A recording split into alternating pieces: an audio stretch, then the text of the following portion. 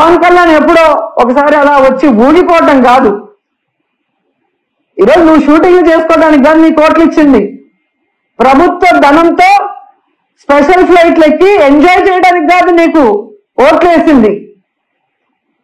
కూటమి ప్రభుత్వంలో ఉన్నప్పుడు చంద్రబాబు నాయుడు ప్రభుత్వం తప్పు చేస్తే నిలదీయాలి, సరిదిద్దాలి, ఆయన సక్రమంగా ప్రజలకి మంచి చేసే విధంగా నువ్వు నడుచుకోవాలి.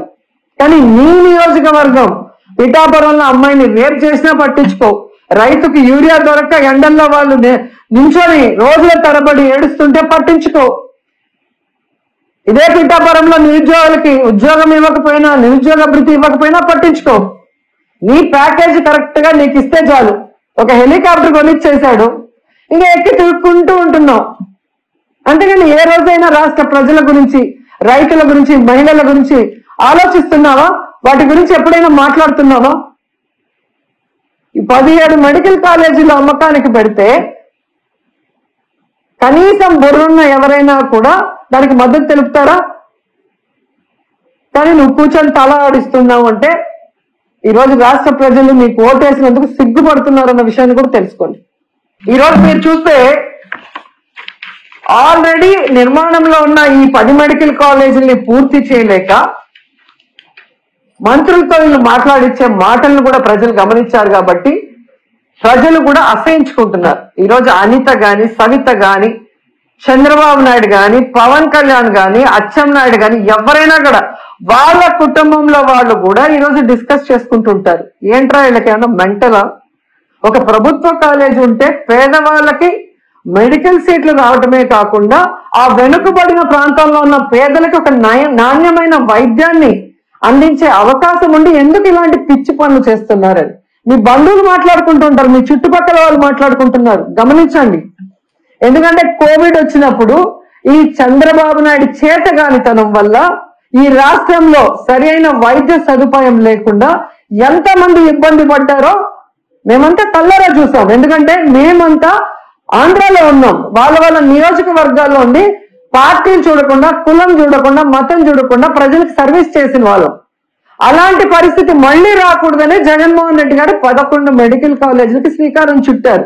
ఎందుకంటే వాటితో పాటు సూపర్ స్పెషాలిటీ హాస్పిటల్స్ ఉంటాయి కాబట్టి ఎలాంటి వైరస్ వచ్చినా ప్రజల్ని మనం కాపాడుకోవచ్చని ఒక అన్నలాగా, ఒక తండ్రిలాగా ఆయన పనిచేస్తే వాటిని పూర్తి చేయకుండా కక్ష సాధింపుగా 10 రూపాయలు కూడా వాటికి కేటాయించకుండా ఈరోజు వాటిని తమకు కావాల్సిన వాళ్ళకి అమ్మేసుకుంటూ మళ్ళీ సిగ్గు లేకుండా మాట్లాడుతున్నారు.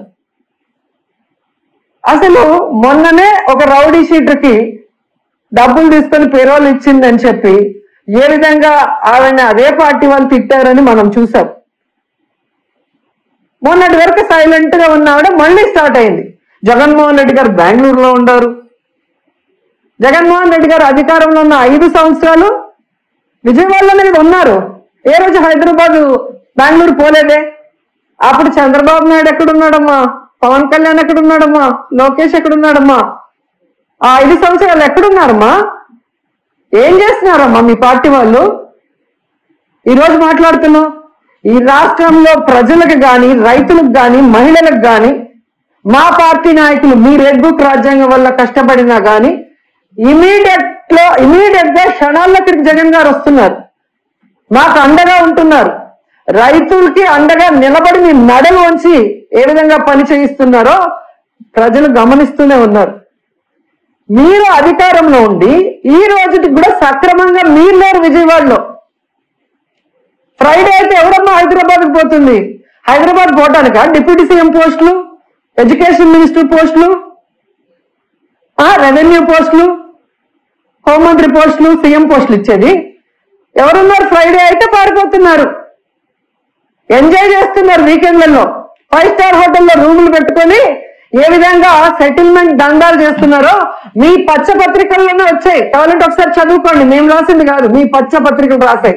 తెలుగుదేశం పార్టీ మంత్రులు ఏ విధంగా హైదరాబాద్ 5 స్టార్ హోటల్లో ప్రభుత్వ ధనాన్ని దుర్వినియోగం చేస్తూ, ఎంజాయ్ చేస్తూ, సెటిల్మెంట్లు ఎలా చేసుకొని సంపాదించుకుంటున్నారో మీ పచ్చపత్రికలు రాశాయి. చూసి సిగ్గుపడండి.